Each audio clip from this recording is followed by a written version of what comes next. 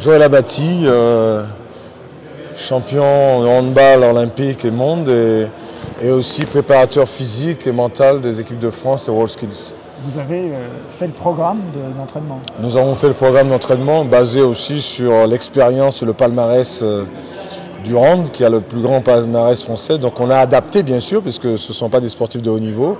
Donc cette journée d'aujourd'hui, c'est une journée d'évaluation, de tests physiques, tests aussi VMA, pour voir aussi le cardio, de voir aussi leur force, que nous puissions avoir un maximum de détails sur leurs conditions physiques.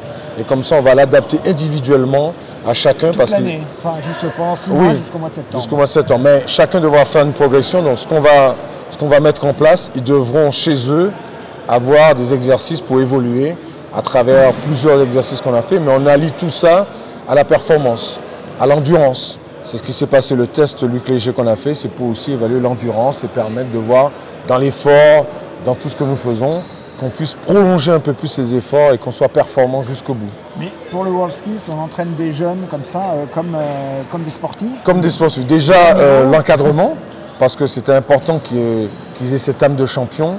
Donc on a voulu qu'ils s'entraînent à l'INSEP, le temple de tous les champions français.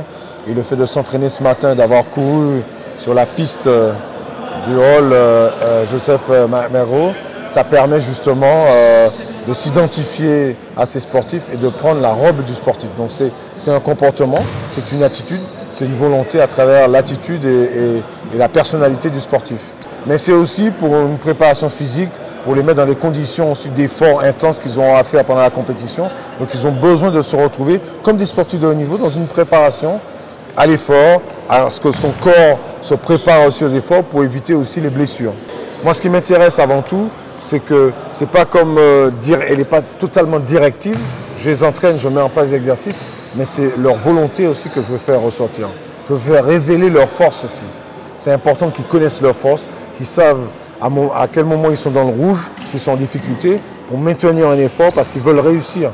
Donc j'associe ça à un ancrage de la réussite, de la performance pour leur dire voilà, il faut perdurer un effort pour réussir.